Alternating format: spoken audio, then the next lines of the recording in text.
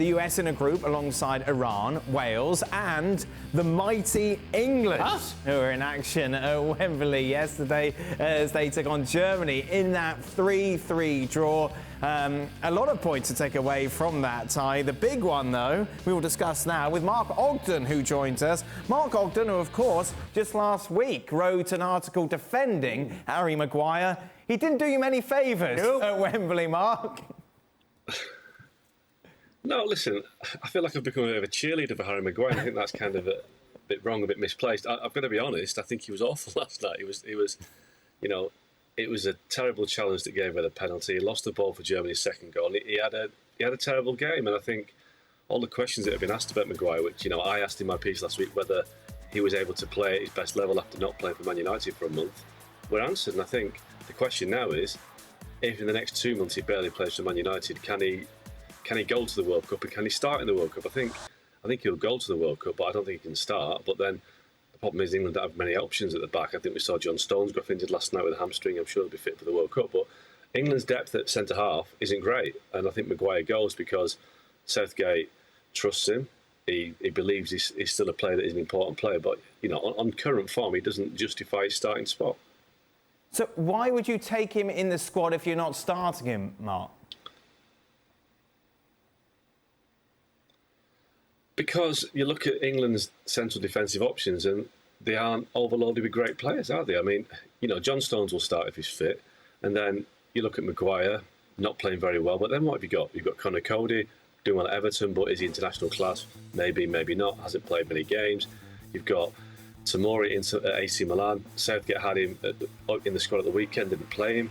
You've got Mark Gueye at Crystal Palace, again, not proven at the top level. So the options aren't great. Eric Dyer's come back into the squad, so I think Dyer plays, but we're not talking about a squad that's full of world-class centre-halves. You haven't got a Virgil van Dijk or Ruben Dias to pick here. You've got players who aren't playing very well. So I think Maguire goes because Southgate knows that when the chips are down, he can rely on him. Although saying that, he couldn't rely on him last night. But this is surely, Mark, where Southgate has dropped the ball, and you have these two matches maybe to experiment with different formations, different players, and yet someone like Tomori doesn't feature. Absolutely. I mean, one of the big problems that Gareth Southgate has, I believe, is that he's too cautious. He doesn't experiment enough. And I think, the German-Italy games were a perfect opportunity to look at Tomori, to look at other goalkeepers beyond Nick Pope, who didn't have a great couple of games because obviously Pickford was injured. Why not give Ramsdale a game? Why not look at Dean Henderson? I just wonder at times whether he's too fixed on the players that he knows have served him well in the past. Maybe he doesn't think they're up to the job. Ivan Toney didn't get a kick either, so he's picking players for the squad, looks at on the training pitch, and he's not giving them a game. I think Tomori's had a great time at AC Milan, playing in the big league, won the Serie A with AC last season, so he's obviously a top performer.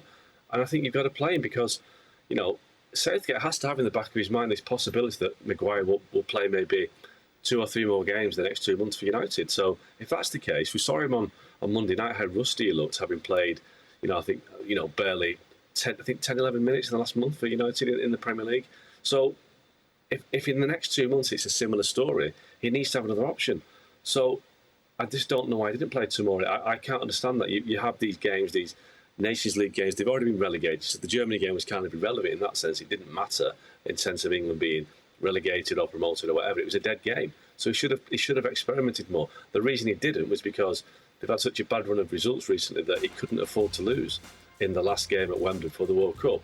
Confidence-wise, it would have been a massive blow to morale to lose again. So I think results have kind of tied his hands a little bit in the sense that he had to play a stronger team. But yes, I would have given Tomori at least a half to see what he can do. You talk about his caution. Is that epitomised by the fact that he doesn't want Trent Alexander-Arnold anywhere near this side?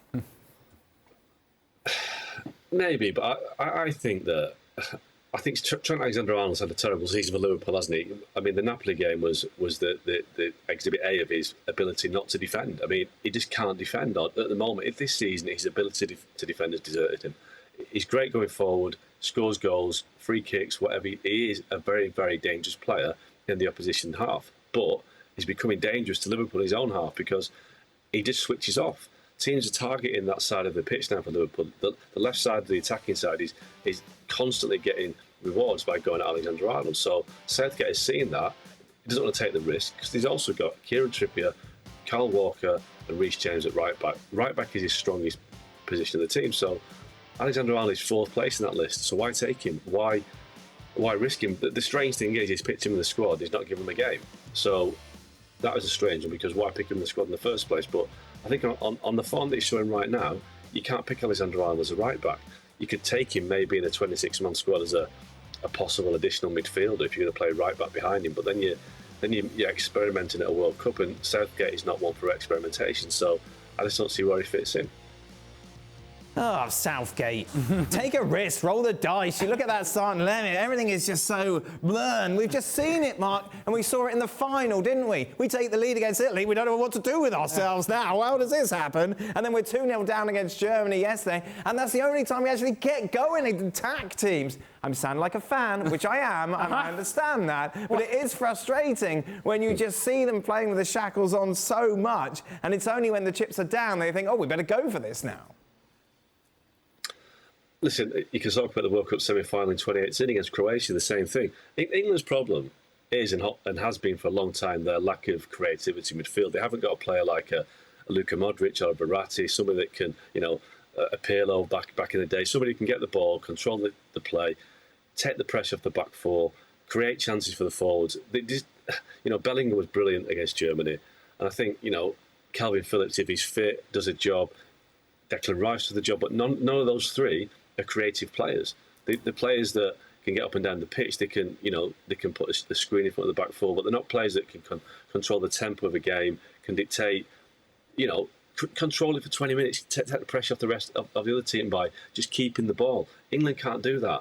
And while that is the case, they're never going to win a major tournament, because against the Italians and the Croatians, when they get the ball and they kill you with possession, England haven't got an answer for it. And that is the crux of the problem for England. Until they find that player, they're not going to win.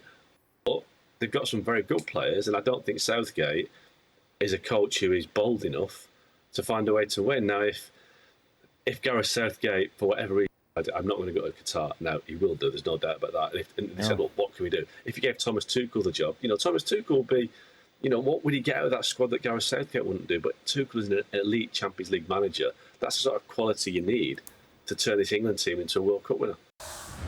Thanks so much for watching ESPN on YouTube. And for more sports highlights and analysis, be sure to download the ESPN app. And for premium content and live streaming, subscribe to ESPN Plus.